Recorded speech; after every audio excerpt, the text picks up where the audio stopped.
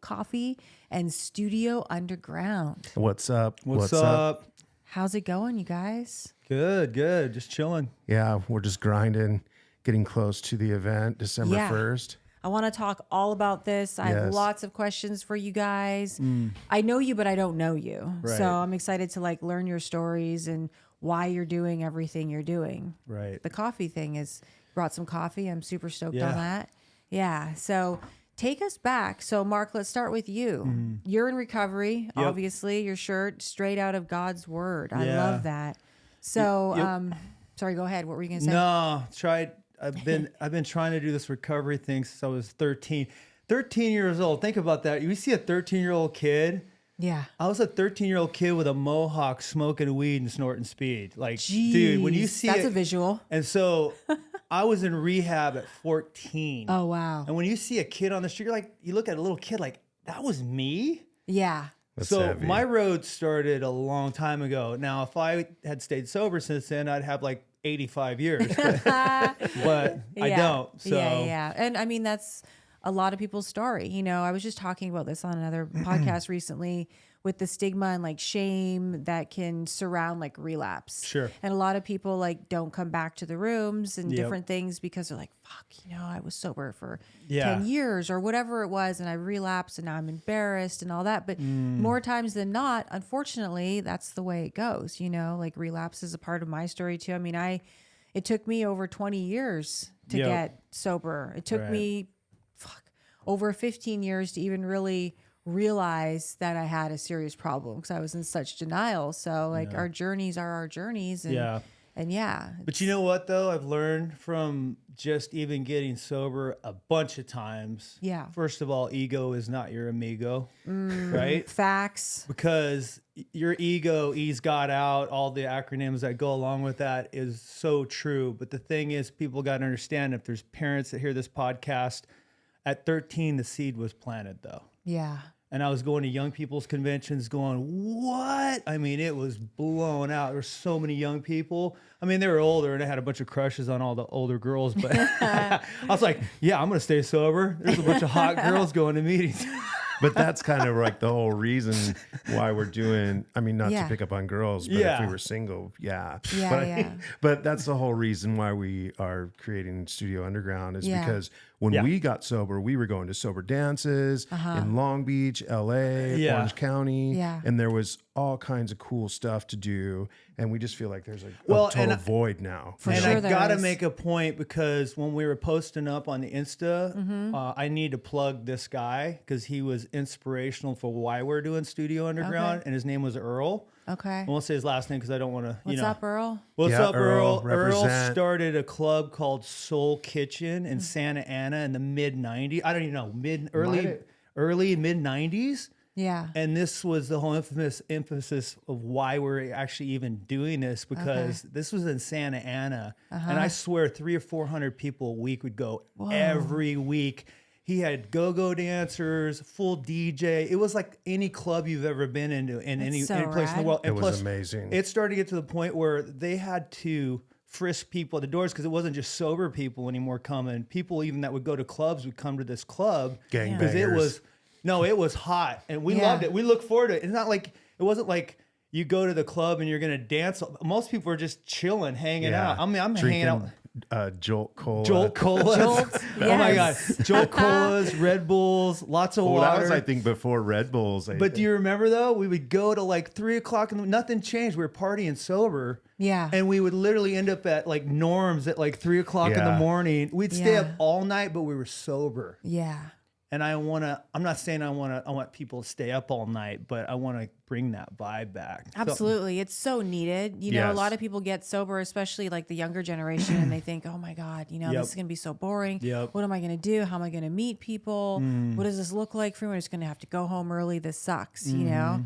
And so to be able to like provide this atmosphere where people can go and have fun and be connected and dance and like all that fun stuff, it's Yeah. amazing. Yeah, for sure. And you'd be surprised, the guys that don't want to dance, they'll get out there when a girl pulls them out. Oh, yeah, they will. You're like, damn, I didn't even know you could I dance. think it's fool." a really cool way for people to kind of acclimate back into Yeah. being social. Yeah. You know, Yeah. I mean, social media is kind of like you know, that is what it is. But this is like real time, the real deal. Yeah. And it's definitely something that I think, I mean, and it's not just for sober people. Yeah. You know what I Yeah, mean? it's It's everybody. all ages. Everybody. It's for people that, you know, want to come and hear good music, dance, Yeah. maybe have some rap battles, you know, and That'd be really see cool. some celebrities probably. Yeah. Well, you know, Not probably, but for sure. for sure they'll be there. Yeah. I had a lot of my, even back then, I had a bunch of my, even though we were all sober and I wasn't doing the church thing, I do the church thing too, as well as 12-step. Yeah. But I had a lot of Christians coming, dude, and they'd be like, this is kind of gnarly, but I kind of like it. You know what I'm love saying? I'm that. like, yeah, dude, God created us not to be perfect. Have fun and don't live in guilt, because guilt is a waste of time. Absolutely. You know what I mean? For sure. So Joel, you're in recovery obviously too. Yeah, it's funny that you were talking about relapse, because I had 10 years and I relapsed. Oh, okay. And now I've been sober again for over 23 years. So Congratulations. thanks. Yeah, I mean, my last relapse was pretty heavy. I mean, I was doing things that I just you know, they say that the disease keeps doing push-ups, you know, while even when you're sober. And it was like 10 years of, you know, it was like when I first got clean, I was 20 years old and I got into a band, and the band became more important than my recovery. And then the next thing you know, it was like, hey, you want a beer? I was driving limousines and these guys were like, hey, you want a beer? And I was like, yeah. And I drank a beer and I was like, oh, that's not that big of a deal, I guess. Yeah. It was like drinking an O'Doul's, you know? And then I had another one, and then like 2 weeks later, I was smoking crack with a guy named Tagalong in Long Beach. So it was like progression. Yeah. It was like, I mean, it sounds funny, but like when you're in that situation and you're like, it's so gnarly. And I mean, that's just part of my story. You know what I mean? That's where I ended up, and thank God I made it out of there. Yeah. How'd you make it back? You know, it was crazy. My friend Bill King, this guy that I had actually sponsored before, I was at the Yard House, and it was the like middle of the afternoon, and I was drinking a beer on the patio, smoking a cigarette. And my friend Bill King walked by, and he's like, yo, what's up, Joel? He's like, I got a year sober. And I'm like, whoa, that's awesome. He says, why don't you come down to the meeting in Huntington and watch me take my chip? And I was like, okay, sure. Yeah. So I met him down there. It was a Thursday night. I met him down there, and he took his chip, and they called on me to share. And I was like, I'm not really here to get sober, you know, but I love my friend Bill. You know, he's a good friend of mine. We grew up together. Yeah. And it was like I did the first step in that meeting. It was like when I shared, it was like I admitted my powerlessness, and it was, and that was April 13th of 2000, and I haven't had a drink since. April 14th is my sobriety date. Wow. Good for you. Yeah. And So I you- owe a lot to Bill. And you Bill were King. so sour. I, when you- and yeah, I was just no sponsor, no, yeah. just Bitterman Party of One. Your table's Yeah, ready. Well, Joel was in an infamous punk rock band that was like right there, and that band broke up. I know his story, so I can tell it Yeah. too. And he was like being in music, because I almost got signed 3 times, like right there. It's like when you break up in the band, it's like breaking up with your wife. It's brutal. For a musician, it takes a long time to get over it.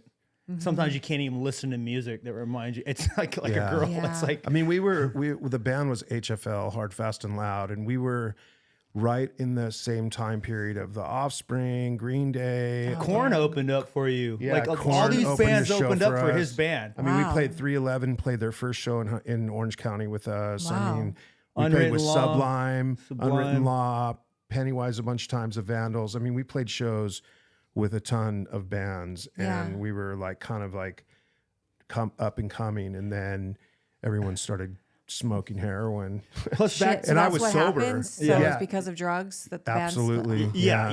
A couple of the guys in his band started doing the H bomb. Yeah. And then 2 of them ended up passing away. Jesus, I'm sorry. Yeah, thanks. They're- Gnarly. Yeah. I can. So yeah. Go you ahead. guys are like you're musicians. Yeah. You love music, right? Absolutely. So what was it like getting sober, but then still it sounds like you still stayed in the music scene? How'd you do that? That's the reason why I jumped out is because I just was like, one day I just went, holy shit, I'm 45 years old. It didn't happen the way I thought it was going to happen. Not because of lack of talent by any means. He's a ripping guitar player. Like, I just, all my friends were like, "You're gonna be huge one day." And I was I always say this, I'm the most famous person in Orange County.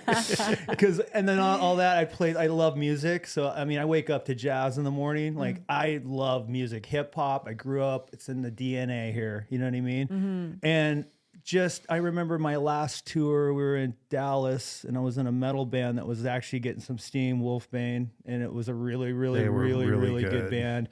And I just remember I was the only one sober in the band. All my guys, because I always looked really younger. Even when Atlantic Records asked me how old I was at 43, I was like, "Oh, I'm 27." And they You know what I mean? it, They're like, yeah. "Oh yeah, okay, cool." You know, everybody lies in Hollywood, by the way, about their course age. they I don't do. lie anymore. The minute I stop lying about my age, people are like, "What? You got grandkids? What? Why don't you just tell the truth?" So it was just kind of one of those funny moments. Anyways, I'm touring. I'm in the bus. And I love my bandmates. They're all super talented. They're all on coke the whole time. And they're all, "I love you, bro." I go, "You're not going to love me at 7:00 in the morning, bro." Yeah. So just, Yeah. and I'm the one having to draw. It just, after 6 months of touring, I just went, "I'm done. What's my plan? God, again, back to God. It's always back to God. God's the one in charge. What's my plan?" And that led into the copy thing, sitting in a Tuesday night stag. Tony Petros, yes, Tony, city council, Newport. He's wearing a Sex Pistols shirt, but he's like, went to Cornell.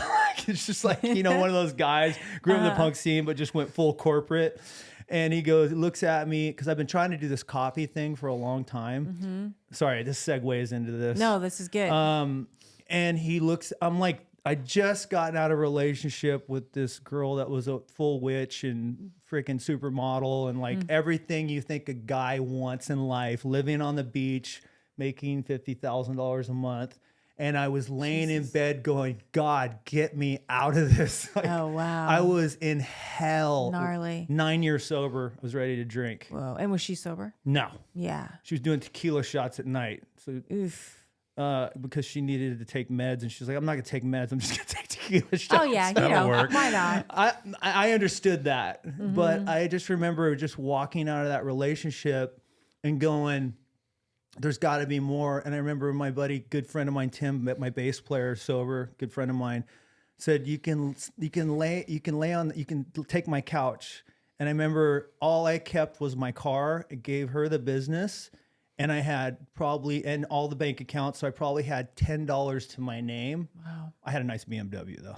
So Okay. I kept the car. And I looked cool, but I didn't have any money.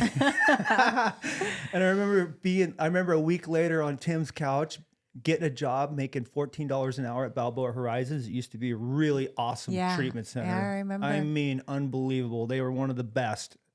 And never patient brokered, never did anything. They were on top, making $14 an hour. My buddy Paul said, "Are you sure, dude? You're just making all this money?" I'm like, "Bro." And I was the happiest I've ever been in my life. Yeah.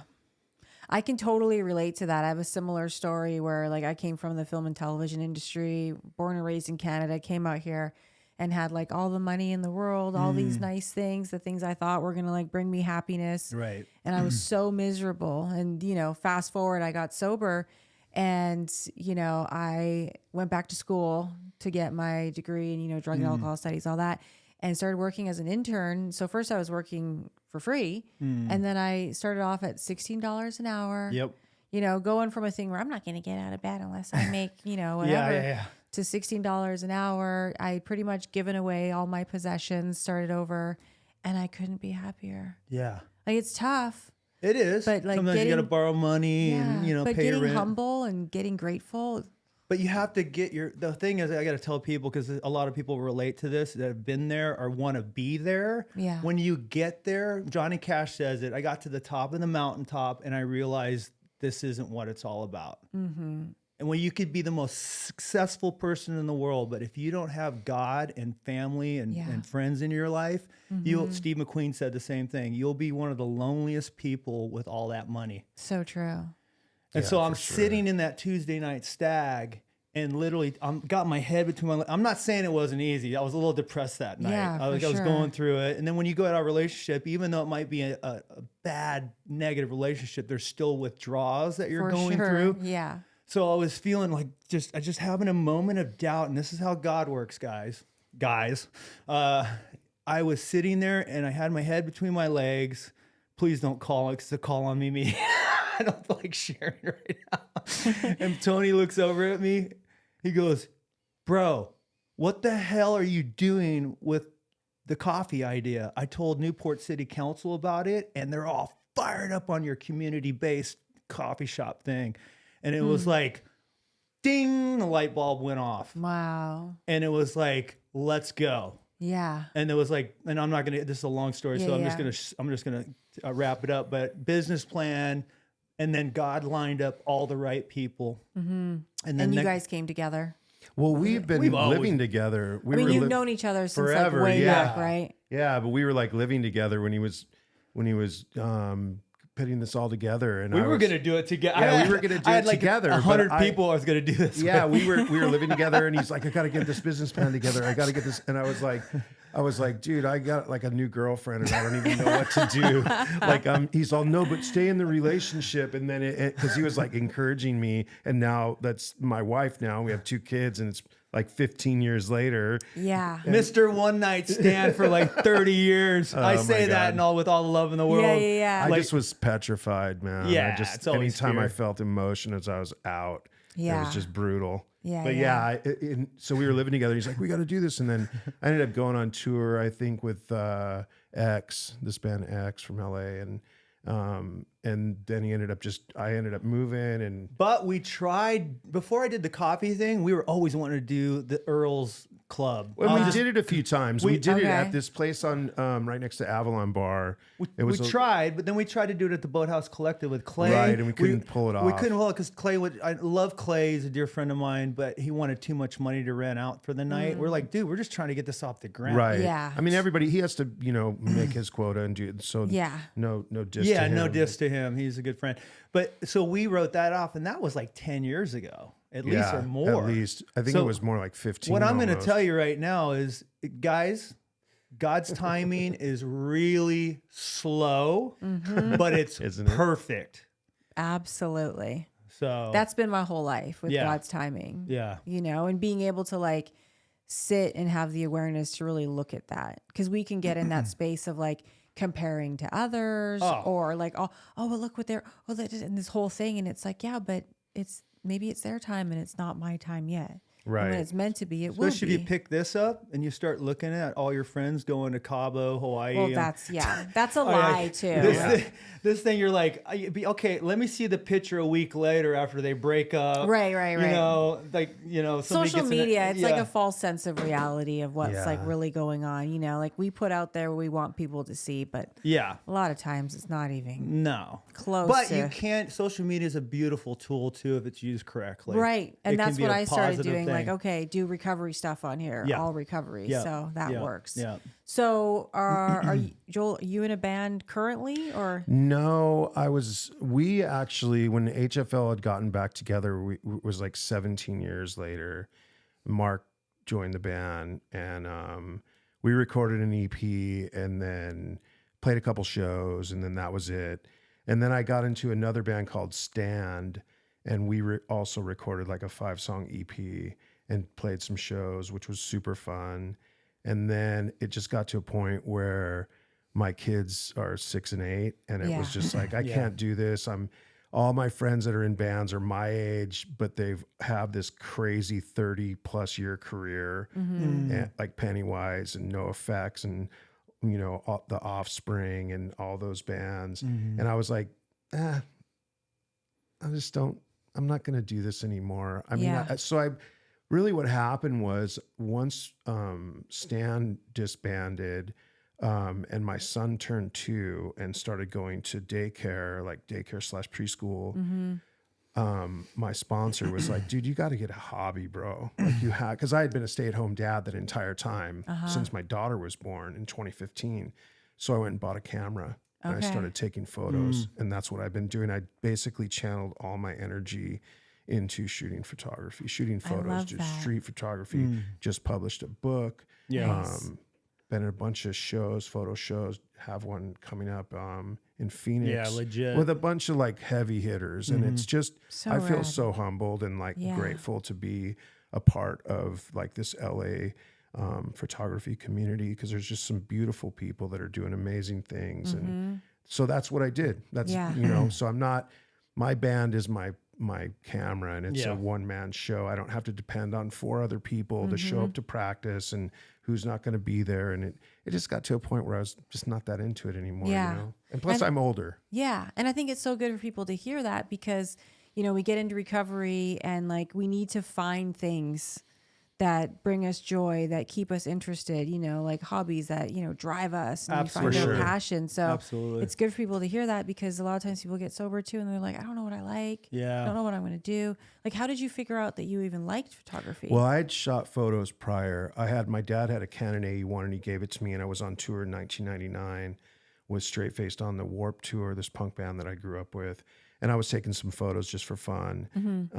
And I had taken a photo class when I was in junior high, and it had always been a thing that I'd really been into, but I just kind of didn't really know how to, I don't know. It just wasn't something that I committed to until my son started going to school when he was 2. And then I was like, I bought a Nikon F2 film camera, bought some film, went to a car show in Fullerton and started shooting photos. Yeah. And it's been game on ever since then. Rad. So I'd always been in love with photography, but I just never really thought I could really pull it off, you know?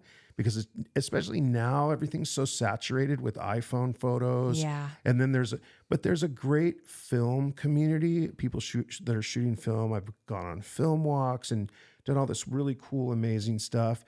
But it's interesting because there's so much. There's so much as far as photography is concerned. So I was like, where do I fit into this? And then I had to kind of take that whole mindset out of it and just completely do it for the love. Yes. Like, no, Yeah. I've done a couple paid gigs, you know, but I seriously just love shooting photos. And I have 2 kids, and Yeah. I shoot photos. Their baseball games, their soccer games, their practices, put a book together for the coaches of all my photos, like as a gift. So cool. It's so, I love Plus, it. you're Yeah. going to be shooting Studio Underground, so he'll be shooting all So the shots rad. on the Yeah. first night. Those will be great. Yeah. Yeah. I always say, like, if you lead with your purpose, whatever is supposed to come after that will come after that, whether it's financial stuff, whether it's, you know, just truly helping others, it will follow. For sure. I agree. It always does. I agree. So with Moon Goat Coffee,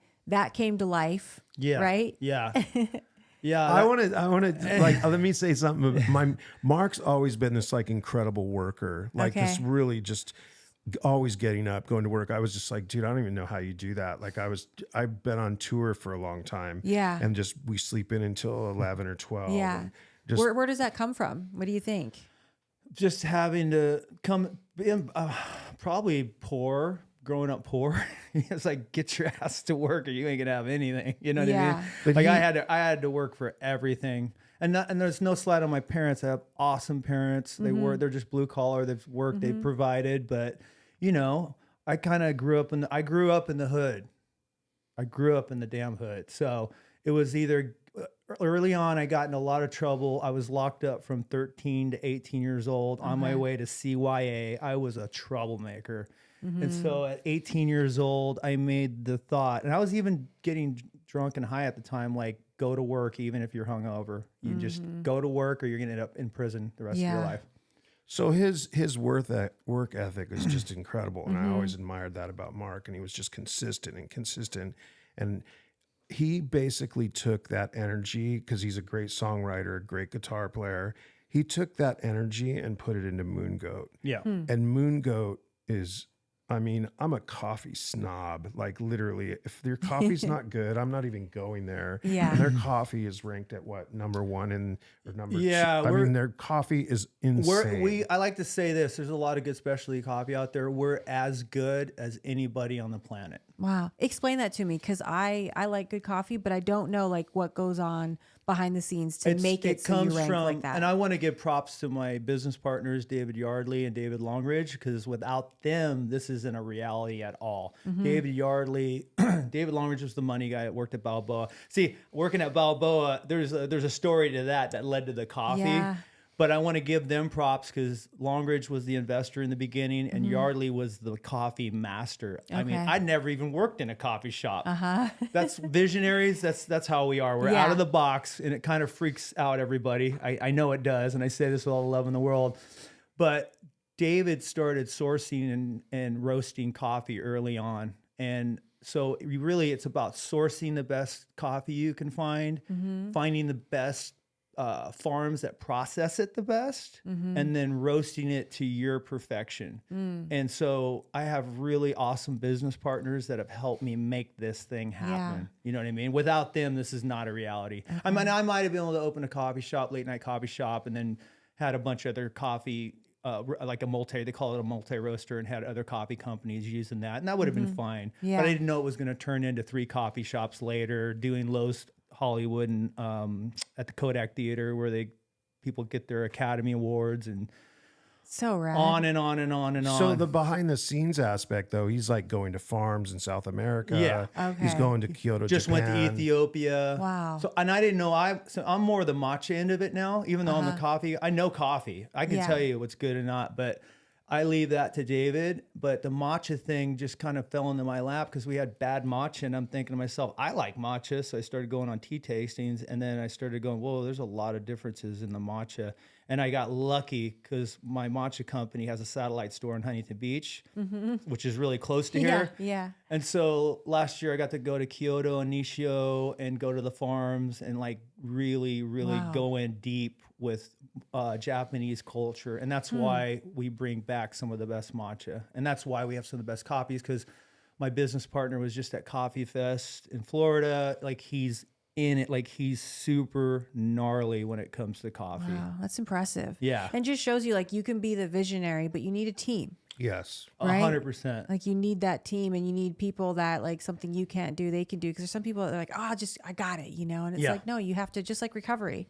We have to have that community. We have to have that team of people to make it successful. And that segued into music, which is funny. Like I am still doing music. I still record. I'm dropping stuff on SoundCloud. It's been taken off. Nice. It's like rock and roll gospel. Okay, I never played this Rad, kind of music yeah. in my life, but everybody loves it. So I'm getting ready to go record some more songs and just having fun with it, like with your photography. I'm not trying to chase the rainbow or the pot of gold. It's more like just now I'm really enjoying playing music. But here's the funny thing, in God's sense of humor, I wanted to be a rock star for so long, and now we're Live Nation's catering coffee company backstage. Wow. So I literally That just did gave me goosebumps. Kiss, That's crazy. Guns N' Roses. I did Daniel Caesar, the 1975. I could just keep going. Zach Brown, Chris Stapleton. I've catered for. I'm doing Mariah Carey coming up. I'm still in the music business. Yeah. I'm just now catering coffee and matcha, and the matcha freaking slays backstage, by the way. Because most of these guys have been on tour. I'd say it went from cocaine to coffee now. Because a lot of these guys aren't even getting blown up. We were at the Hollywood Bowl when Boy Genius played, and Dave Grohl was there backstage. He goes, "Oh, that's Dave Grohl." I was like, "Hey, man, what's up?" And I had met him like 20 years ago because when I got sober this time in April of 2000, 4 months later, my friend offered me a job with this band that no one had heard of called Linkin Park. I think I've heard of them. Exactly. So he's like, "Dude, I got this gig and I'm not going to take it because I want to be the tour manager, not the merch guy." And I was like, "I'll be the merch guy." Yeah. And next thing you know, a guy was picking me up, and I was on tour with Linkin Park for like 2.5 years, watching them blow up. Wow. I went to Japan. I went to Mexico City, all over the US, toured the world with them. It was incredible. And it was kind of what Mark was saying. It was like, even though my band wasn't successful, we had broken up, I ended up going on tour in buses and doing Ozfest and Family Values and Project Revolution and all this incredible stuff. And I was like, man, I'm doing it. I don't have that different way. Yeah, I don't have all the responsibility of like having to be nice to everybody. Yeah. Which is fine, but But the funny thing about Dave Grohl is he went Yeah, by, yeah, and then he yeah. comes. Here's Dave Grohl's really cool, He's by the so way. Okay. nice. Legit. Dave, if you're listening, you're awesome. He walks by, he goes, "What's going on here, guys?" He's so And I rad. go, "Well, we got coffee and matcha." He goes, "Matcha, interesting." He goes, "Make me one." So I made him one of our hit drinks that my coffee business partner came up with, called the Hulk. And it's cascara coffee over oat milk. It's really, really It's good. so good. So I make Dave Grohl one, and he's sitting there, and we're talking. He's just hanging out like he's one of the boys, and he's like, "Yo, bro, this is really good." Like, wow. And then the next thing I know, he like buzzes off, comes back by, he goes, "Hey man, can you make me another one of those?"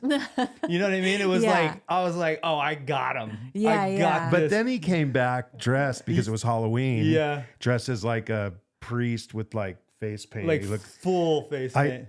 and he brought his daughter with him. They all and he's love it. like, what was her name? I can't I remember her remember, but- name, but he's all, "That's Mark," and he made me the best matcha. It was so cool. And then he let me take some portraits of him actually, so which cool. was he's so chill. I love it that you're now doing that and with coffee and matcha, where like back in the day it was like drugs and alcohol. Oh, Right. yeah. Like, come on, that's No, so yeah, I'm cool. pushing it. You know, if you think about it, it is kind of a drug, caffeine, but it's a positive. Yes. It's a positive influence. Yeah. And a lot of these bands come off the road, they're tired, and they're literally like, "You're saving my life right now." Like literally, I've heard that a million times. Yeah. Not from just the bands, but the union guys that have been doing it for 30, 35 years too. Yeah. Super active. So. And maybe you can't say too Yeah. much, but drugs and alcohol in that scene, is it the same? Is it getting any better? I've Is talked it- to all the union guys, because the union guys are the ones that were partying with him back in the day. There's still the after hours stuff going on, but Yeah. it's not even near what it used to be. A lot of these guys, I mean, if you're working I did Warren G and Nas, and I did Nas, Wu-Tang, I did Warren G, Wiz Khalifa, and Snoop Dogg. You know, the guys are smoking a lot of weed. Weed's Right. legal, so you get a lot of that, but you don't see a lot of coke and a Like lot the of that. heroin and fentanyl and all that stuff. A lot of those guys have wisened up because a lot of their friends have died. They've Yeah. seen it all around them. Yeah. You know, you don't even see the excessive drinking. Maybe Okay. after hours when they're partying, they're probably getting their drink on, but it's Yeah. pretty much a chill backstage. Almost Nice. every style of music, hardcore, metal, Yeah. reggae. Yeah, especially when you're on that level, like when you're playing Hollywood Bowl, or like Yeah. what's the place in Irvine? 5 Oh, points. Yeah, 5 points. Yeah. We just did Papa Roach and Nice. Shinedown, and it was so cool seeing Jacoby, the singer of Papa Roach, because the last time I had actually seen him was on Ozfest in 2001, and he had started a riot in Red Bank, New Jersey. And I was like, "Dude, it's Joel. I did the because he came on our bus and like tried to hide on our bus, and Yeah. then Sharon Osbourne was like, "If he doesn't get up here and fess up to this and deal with the police, he's kicked off the tour. He'll make his life hell." It was rad though. His pastor was there, and like So we cool. made him a bunch of great Yeah. drinks. They were just Sweet the guy. best people. It was just Super rad. good. Good show too. You guys need like books on your lives, Oh, because this is so man. cool. This is just so motivating for people too.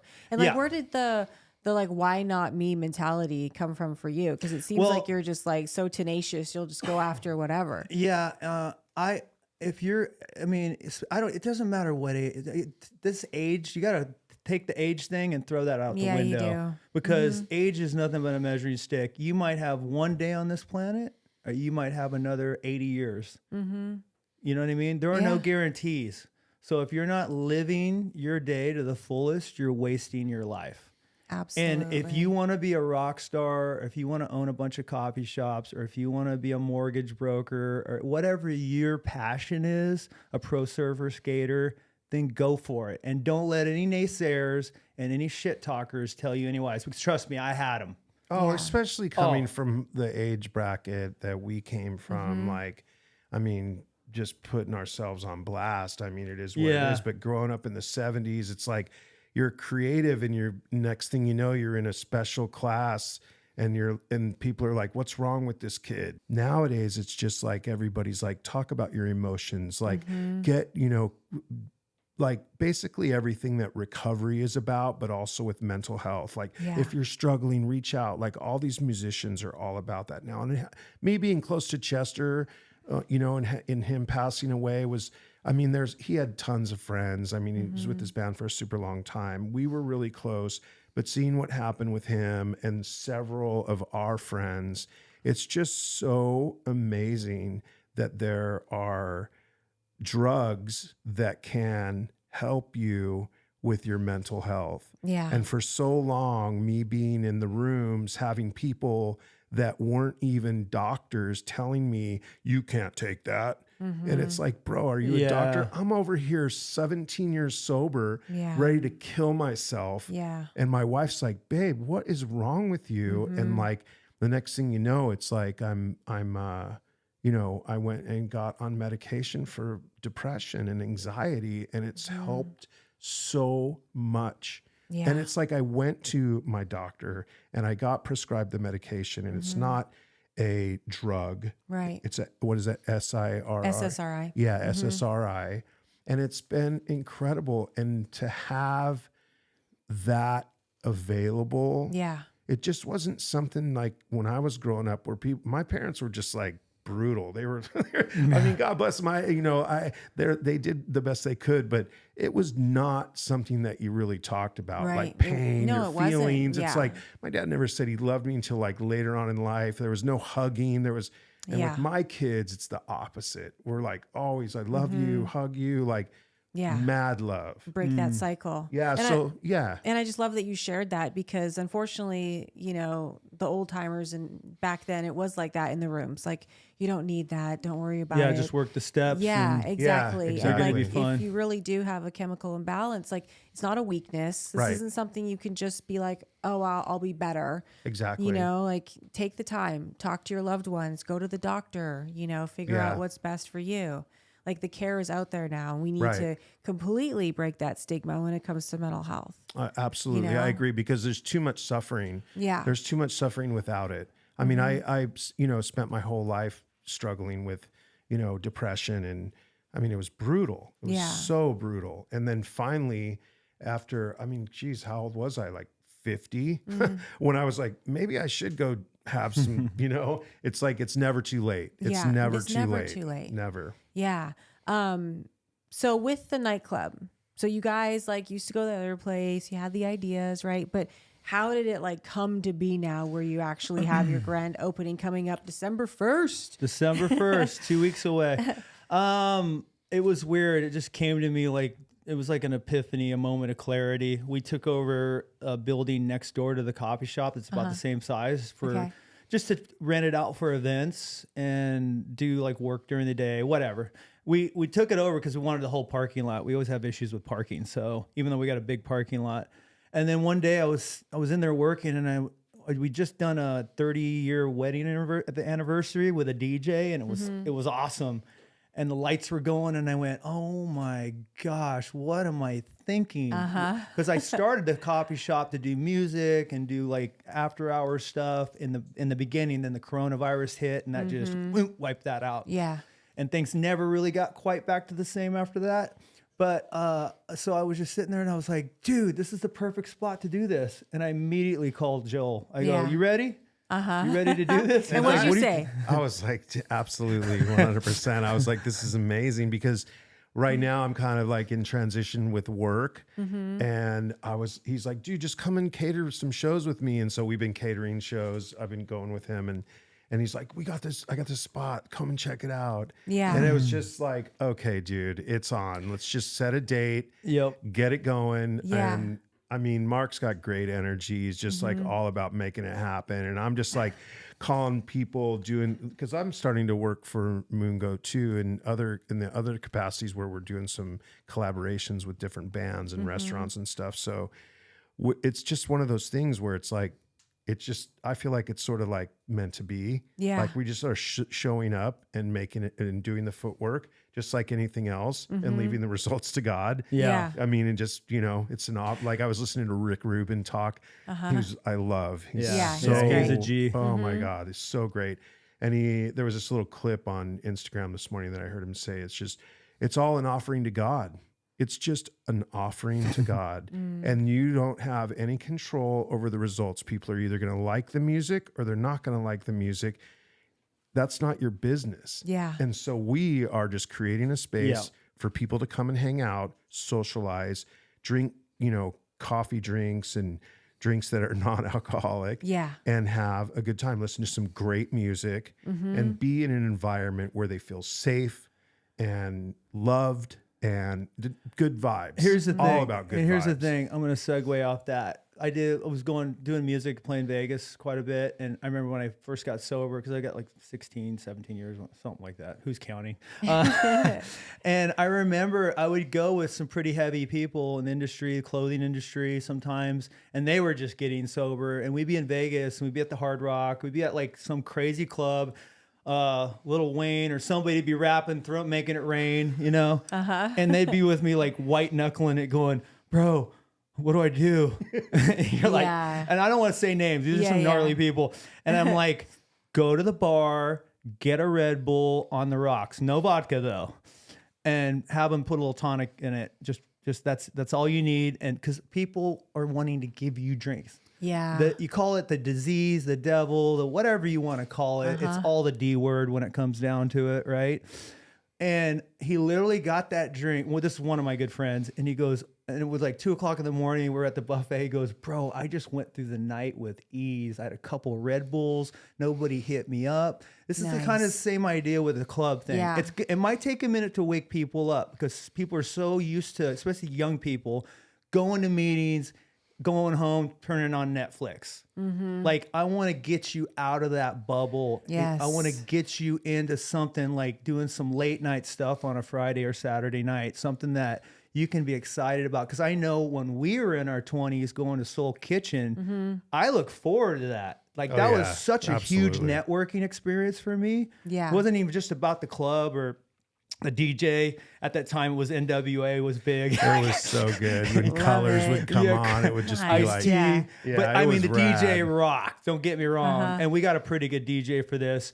But it was just like, it was something like, oh, I can look forward to this. I got 30 days sober. I'm just going to go hang out at Studio Underground on a Friday night. Yeah, you're speaking my language for sure. I was trying to do this whole thing and we kind of got sidetracked, but just the vision of it, right? To do this like recover out loud meeting, right? Where it's not just a meeting, people come, it's a party, there's a DJ, like it's at nighttime, you're connecting and just like having things like this available, recovering out loud, coming together and it not just be the typical meeting. Well, just because you're sober doesn't mean you can't enjoy life. Right. So why can't we have a nightclub? Yeah. Right, exactly. Like, why can't we have nightlife? Life is not over. And a lot of people find out when they start getting busy in life, getting their hobbies, going to the gym. I always tell people, especially young guys and girls, get your butt to the gym.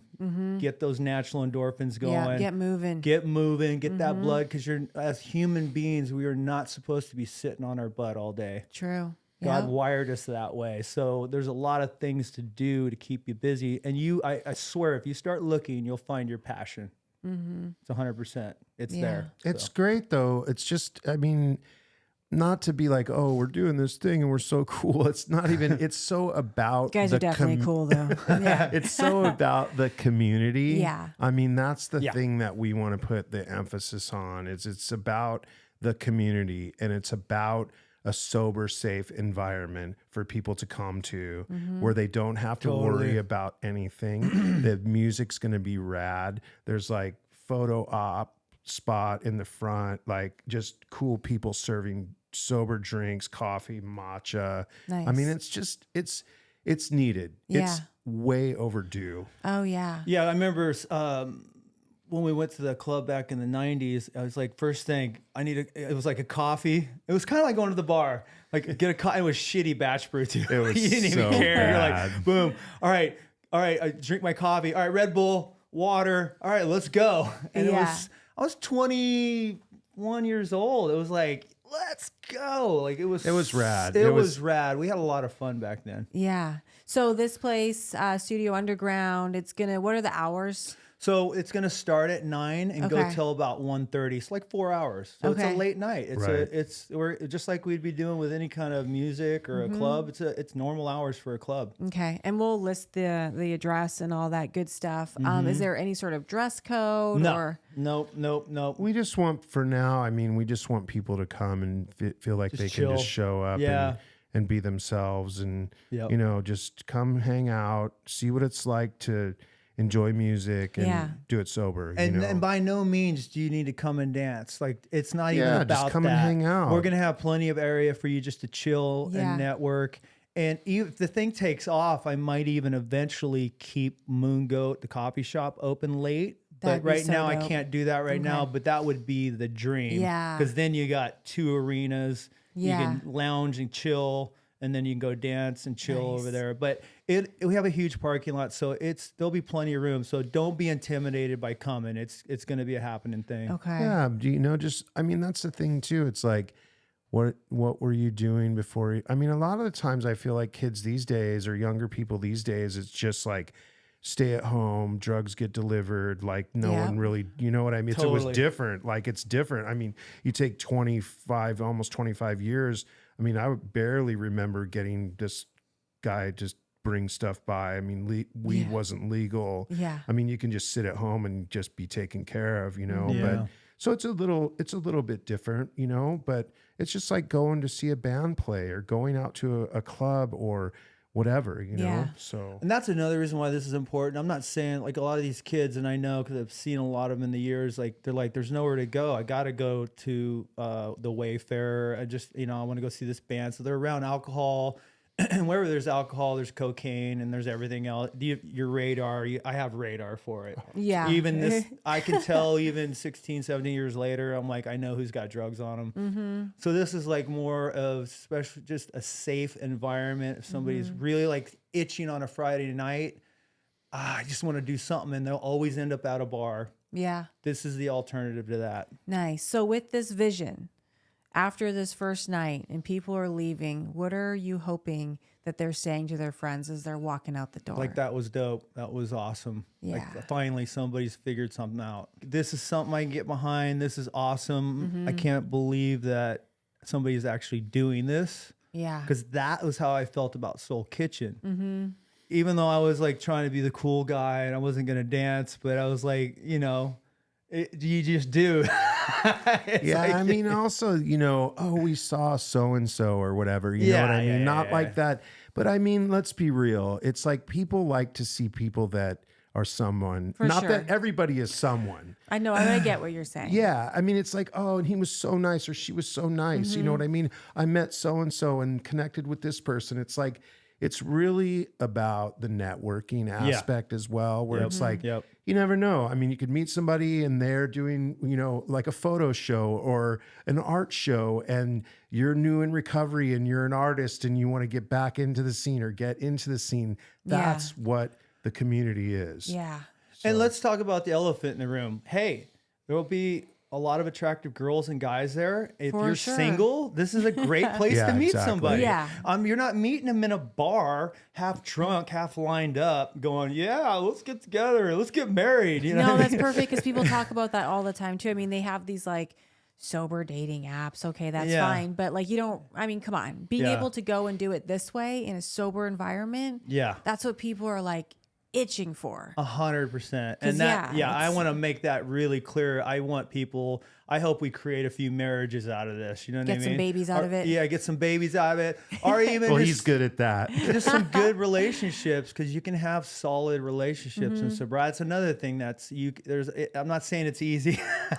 Everything's work, but I think that it's super important to have a safe environment for people to meet each other too as well. Yeah, So, for sure. And so is it going to be weekly as it gets so going? Or? I think what we're gonna do is we're definitely doing this one, and we're gonna have flyers for the next one, which will be New Year's Bash. Okay. New Year's Eve, yeah. New Year's Eve. We want to That'll be do a the New next Year's for sure. Yeah. And then we might have it once or twice a month. It just depends on the people. If the people are like, dude, you need to be doing this every week, Yeah. then See how it goes. we'll go Yeah, weekly we're just on gonna it. play it, play it by what Yeah. people show up and see the vibe, and Yeah. The We'll just go demand from is there. Yeah, there. exactly. Yeah, and there's no expectations on it. If 50 people show up, cool. You know what I mean?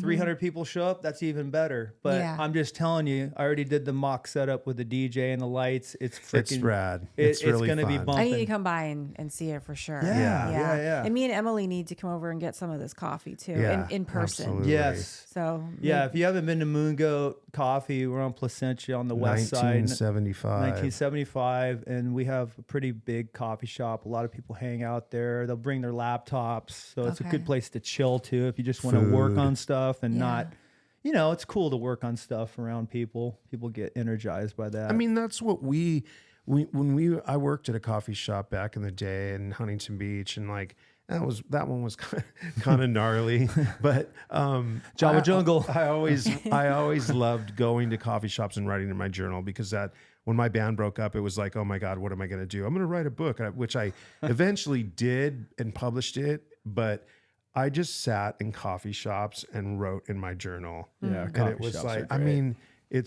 now it's a little different. Everybody has laptops and whatever your outlet is, but I just think it's so important, the social aspect. exactly, get out of your house. Well, Yes. Yeah. think about this too. Not only Soul Kitchen was happening, but we had Rock and Java, Totally Coffee, Java Jungle. Java Jungle. We had the Frenzy on the Balboa. Frenzy. So these are coffee shops that were open till 2 to 4 o'clock in the morning. Whoa.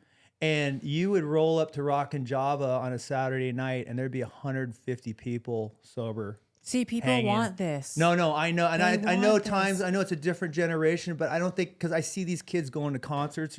I see these kids going to concerts. They're still going to concerts. They're still going out. Yeah.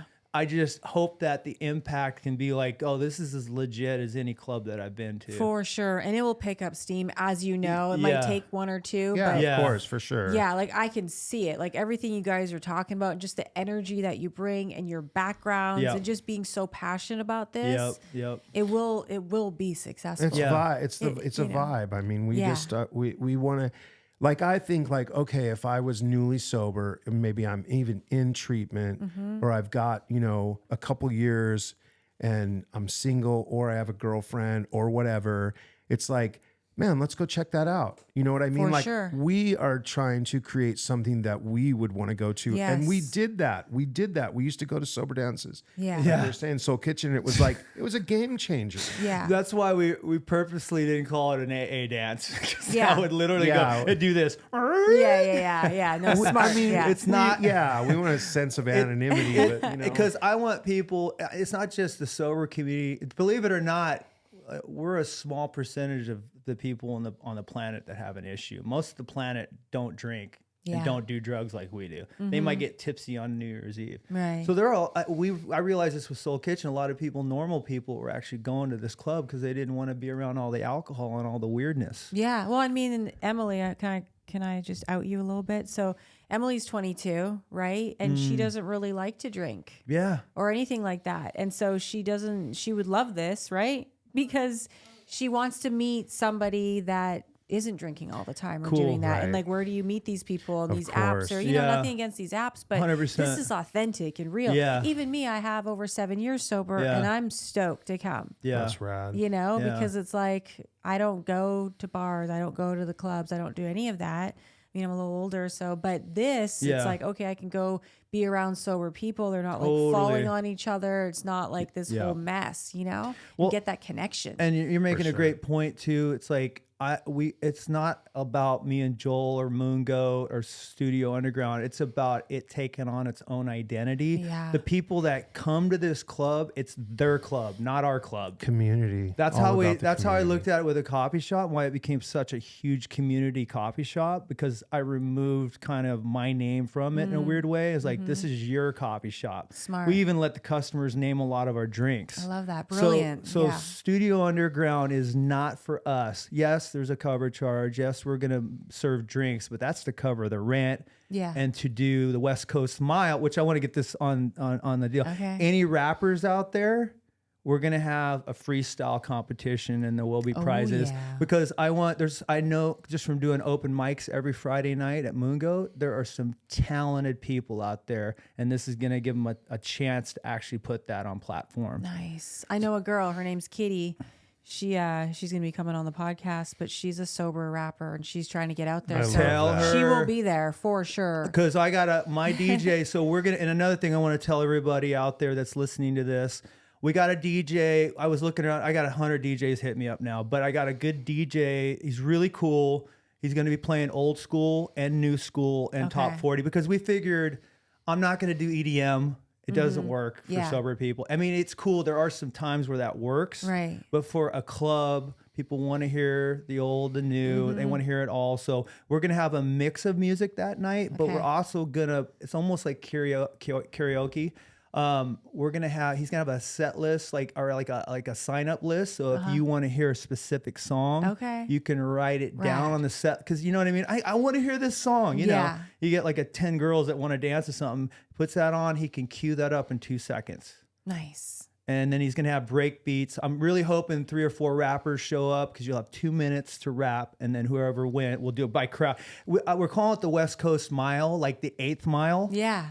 Because Eminem. and that's going to be So our dope. donation too from the cover. It's like a nonprofit that's in the works right now, Yeah. where Mark's just got a great heart, and it's one of those things where we're going to be able to scholarship some people into treatment. Heck yeah. Yeah, it's really And important that's to me. the community aspect, and that's giving back in a kind of a different way. You know what I mean? Yeah, I mean, I have a treatment center that's going to be hopefully up and running like early next year. It's all outpatient. Good. So like these clients will be going to this. Absolutely. You know what I mean? Yeah. It's like all treatment centers should be sending their clients to this, you know, showing I them. agree, and not for selfish reasons, for the fact that it's acclimating back into the community. It's But I just want to say this because I know how people think, okay. and people are gonna be like, "Oh, cover charge. Oh, I gotta buy drinks." I'm like, "How much money did you spend at the bar? Yeah. And how much was your money?" I would spend $300.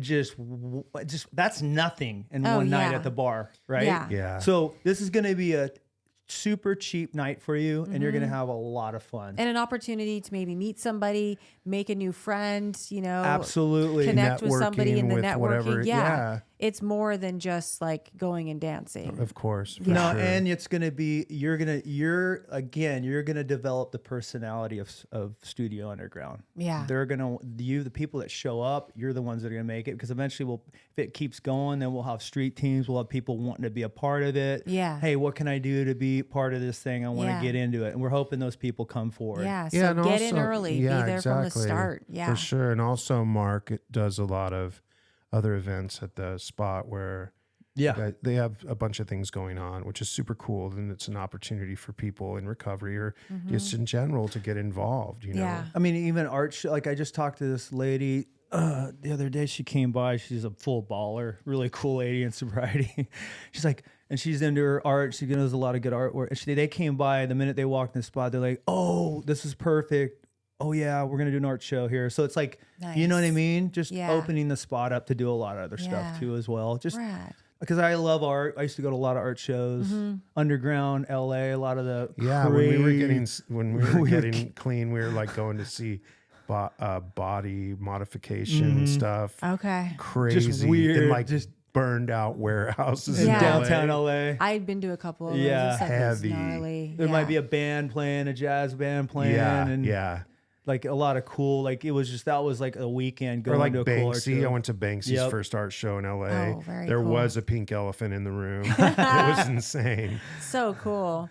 Yeah. Anyways. So. Well, thanks you guys for what Yeah, you bring to the thank table you. to the recovery community and just like being so motivated, just your energy and your vibe. And so I'm excited to see that come to life at Studio Underground. Yeah. This is gonna Thanks be so dope. much for having wanna us. We drop- really appreciate it. Yeah. Do you want to drop our Instagram?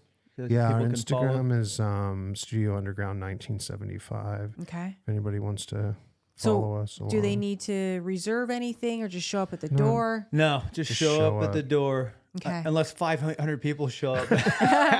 I don't think. I think we're getting a little bit of a buzz already, but Yeah. we're just kind of just opening the night. So Okay. So just go show there. up and be yourself. Yeah. Yeah. Come as you are, like Kurt said. Yeah. Come as you are, you guys. Yeah. Well, thank you. Yeah. You're welcome. Thank you so All much. right. Appreciate you. We'll talk Okay. to you later. All right. Bye. Cool.